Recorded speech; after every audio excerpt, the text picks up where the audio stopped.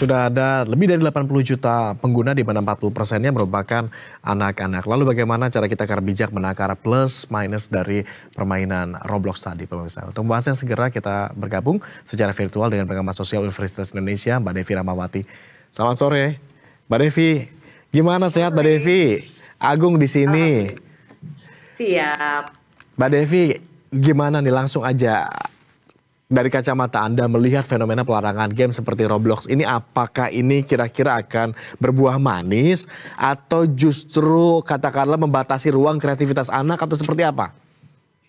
Oke, sekali lagi tentu saja yang namanya ruang digital itu punya dua wajah. Artinya ada yang wajahnya adalah berkah luar biasa gitu ya, tapi ada juga yang kemudian bencana tanda kutip kalau tidak dikelola. Catatannya kalau tidak dikelola. Nah, penelitian misalnya di negara maju seperti Australia gitu ya, bagaimana anak-anak di sana misalnya itu main rata-rata untuk Roblox sendiri bisa 2,5 jam per hari gitu ya. Dan ini yang kemudian mengakibatkan Roblox menjadi aplikasi game yang paling sering diblokir oleh orang tua, baik di Australia maupun secara global misalnya. Karena anak terlalu lama berdiam diri di sana gitu ya. Alasannya apa? Satu, chat online tanpa pengawasan. Ini yang paling mengerikan, artinya anak bisa digoda untuk memberikan nomor langsungnya, bisa dirangsang untuk melakukan aktivitas-aktivitas lain melalui format chat tadi yang memang kalau nggak diawasin, kan catatannya itu. Lalu juga karena ini permainan seluruh dunia, kan gini, Roblox ini perlu dipahami gitu ya, dia ini seperti playground, tempat bermain yang ada kamar-kamarnya. Kamar-kamar ini siapapun bisa buat kamarnya.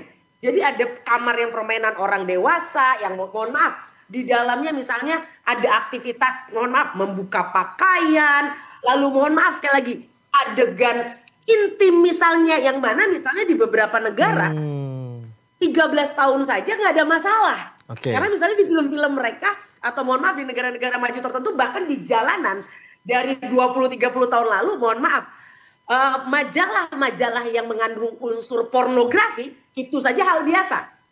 Nah, ingat ini pasar bebas di mana semua kultur ada di sana. Pertanyaannya, apakah kita siap anak kita masuk ke kamar-kamar yang sebenarnya tidak diizinkan? Catatannya kalau diawasi oleh orang tua aman. Persoalannya orang tua mana yang ngawasin? Riset yang ada. Atau bisa jadi orang tuanya juga nggak tahu, Mbak Devi. Contoh saya sendiri bahkan nggak tahu kalau ternyata di Roblox itu ada kamar-kamar yang ternyata bisa jadi permainannya gamenya orang dewasa. Orang tua mungkin ngasih izinnya ya itu game gitu, tapi ternyata di dalamnya ada konten dewasa juga. Yang tentu berbahaya nih. Orang tua juga kelihatannya memang kotak-kotak, tapi kan aktivitasnya tadi bisa sangat ofensif. Aktivitas mohon maaf misalnya menyakiti orang lain gitu kan, nusuk-nusuk apa, itu sangat mungkin. Dan itu adalah kamar orang dewasa yang misalnya bisa dimasuki oleh siapapun. Orang dewasa bisa masuk ke kamar anak kecil dan sebaliknya gitu ya. Nah ini yang kemudian juga melatar belakangi kenapa misalnya Turki pada Agustus 2024 lalu dalam argumentasi melindungi anak-anak di Turki dari eksploitasi dan potensi kecanduan, maka mereka kemudian memblokir juga gitu ya. Belum lagi misalnya penelitian dari Universitas Sydney dengan judul They're Scamming Me. Bagaimana anak-anak kesulitan memahami sistem mata uang virtual dan mekanisme transaksinya. Banyak dari mereka yang kemudian mengalami pembelian tidak sengaja dan akhirnya merasa tertipu dan akhirnya stres, kesal atas pengeluaran yang mereka nggak paham, gitu kan? Nah, ini ada hal-hal yang kemudian menjadi catatan sangat serius bagi pemerintah untuk memblokirnya terlebih dahulu, karena kesadaran warga, khususnya orang tua seperti saya, yang juga nggak serius membangun pagar dan benteng ruang digital hari ini.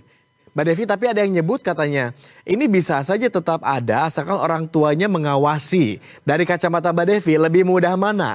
Mengedukasi orang tua untuk mengawasi anaknya main game atau ngasih tahu gitu ya ke orang tuanya, atau blokir aja langsung gamenya? Saya melihat para orang tua, bahkan saya pribadi jujur kalau istilah anak sekarang 200% saya nggak ada waktu buat anak saya. Saya nggak bisa bohong. Nah, artinya negara sudah sangat benar untuk mengelola ini. Bahkan beberapa negara dulu sangat ekstrim, negara-negara yang sangat maju. Bagaimana? Apalagi kita tahu society kita orang tua kadang memberikan jalan pintas gitu ya ke anaknya untuk main game aja deh supaya saya bisa kerja gitu ya, atau supaya saya bisa ngelakuin beberes rumah gitu. Dikasih lah permainan game gitu. Apalagi kita tahu ya di Indonesia begitu culture-nya begitu tampaknya. Ya itu di seluruh dunia, karena riset seluruh dunia ketika orang tua dan anak dipisahkan dan dilakukan riset, orang tua mengaku 90% paham tentang apa yang dialami anaknya. Sedang ketika anak di kamar sebelah di riset, mereka bilang hampir 100% orang tua nggak ngerti apa yang kami lakukan.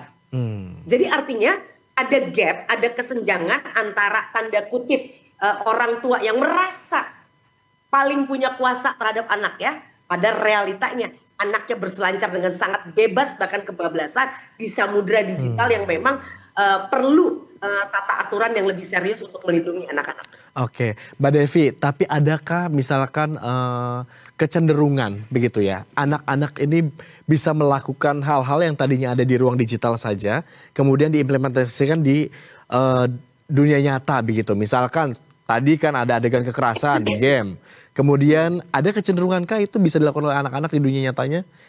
Mas, kan sejak 5-10 tahun terakhir, kita selalu mendengar nih dari Mas yang menghadirkan berita-berita bahwa mohon maaf, ada anak memperkosa anak, ada anak berhubungan intim dengan hewan, ada anak menusuk temannya. Itu semua salah satu yang hasil riset-riset, bahkan ada anak kemudian, Anda tahu teroris di Perancis itu dari hasil percakapan di PlayStation. Artinya ini bukan mitos.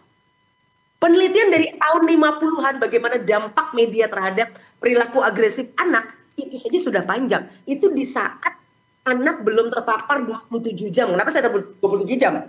Pada akhirnya kita udah benar-benar nggak bisa ngawasin. Itu pada saat dulu masih cuma televisi. Yang paling maksimal anak-anak 3 jam.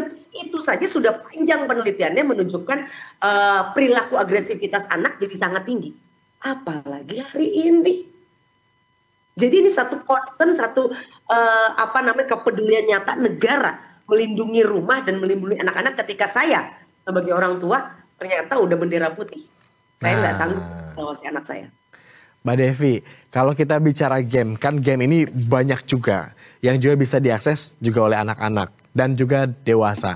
Game lain seperti misalkan ada adegan yang berantem atau jenis game RPG begitu. Ada juga yang mengandung kekerasan atau bahkan konten terbuka. Adilkah kalau misalnya ternyata ini hanya Roblox saja yang diblok? Ya, tentu saja ini bukan hanya soal Roblox-nya. Artinya sebenarnya ini berlaku untuk semua konten kan begitu. Nah artinya saran saya sih juga kita semua sebagai masyarakat bagian dari negara ini juga bekerja sama mendukung pemerintah.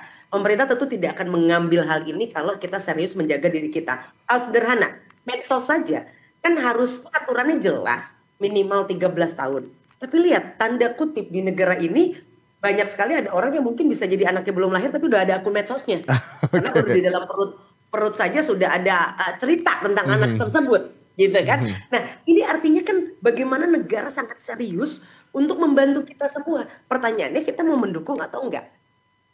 Oke. Tapi kalau pemblokiran ini sudah menjadi harga mati, Mbak Devi, apakah nanti di jangka panjang begitu ya, kira-kira ada nggak sih dampaknya ketika negara terbiasa melakukan pendekatan pemblokiran, alih-alih melakukan literasi digital gitu? Literasi digitalnya setahu saya sudah jalan terus. Tapi kan tidak cukup kalau ketika negara kita penduduk hampir 300 juta orang. Butuh waktu untuk menyadarkan orang. Gitu ya. Bahkan yang menarik lagi di Indonesia dan banyak negara sebenarnya bukan hanya Indonesia. Bagaimana handphone itu menjadi trofi kesuksesan orang tua. Orang tua baru benar-benar merasa jadi orang tua sempurna kalau kemudian sudah memberikan handphone paling keren kepada anaknya. Padahal lupa, ini juga menjadi pintu masuk tanda kutip neraka dunia. Kalau kita nggak serius mengelolanya. Makanya di banyak negara, Swedia misalnya putuskan anak 0 sampai 6 tahun nggak boleh, harus betul-betul terbebas dari yang namanya alat ini. Karena sudah terbukti banyak sekali mudaratnya. Manfaat, yes. Kalau memang siap, manfaat kayak Roblox ini kan orang-orang yang memang kita tidak hanya menjadi pemain, tapi juga bisa jadi produsen. Kita bisa ciptakan game kita. Bahkan segala isu yang paling terkini hari ini juga tiba-tiba udah ada permainannya tuh di Roblox. Di Roblox gitu kan, saking kerennya gitu kan. Jadi artinya ini Mbak Devi ngamatin banget kayaknya Roblox ya, berarti sampai tahu isu terkininya. Riset saya 3 tahun soal kecanduan game soalnya. Jadi memang saya cukup mengamati lah. Misalnya isu soal tungtung sahur gitu ya, itu kan juga main ada di Roblox. Belum lagi yang Aura Farm itu juga itu ada juga di Roblox. Oh sudah ada, belum lagi tower atas nama misalnya KDM. Itu aja sampai ada gitu. Gamenya di dalam Roblox gitu kan. Kalau gitu sebenarnya Roblox bisa jadi ruang kreasi dong untuk produsen-produsen. Tapi kalau orang yang tepat dan di bawah pengawasannya. Pertanyaannya, apakah kita semua sebagai orang tua mau jujur? Kita ngawasin nggak? Kalau saya bendera putih, saya udah nggak ngawasin terus terang. Oke, kalau gitu. Makasih banyak Mbak Devi. Tetapi setidaknya sampai titik ini kita sepakat ya bahwa pemblokiran ini adalah sebuah langkah yang katakanlah konstruktif setidaknya sampai hari ini ya. Kalau melihat society ya soal pelarangannya ini. Makasih banyak Mbak Devi sudah berbagi insight bersama kami di Berita Satu Sore. Nanti kita ngobrol-ngobrol lagi kapan-kapan. Datang langsung ke PIK 2 ya. Ketemu di Roblox ya.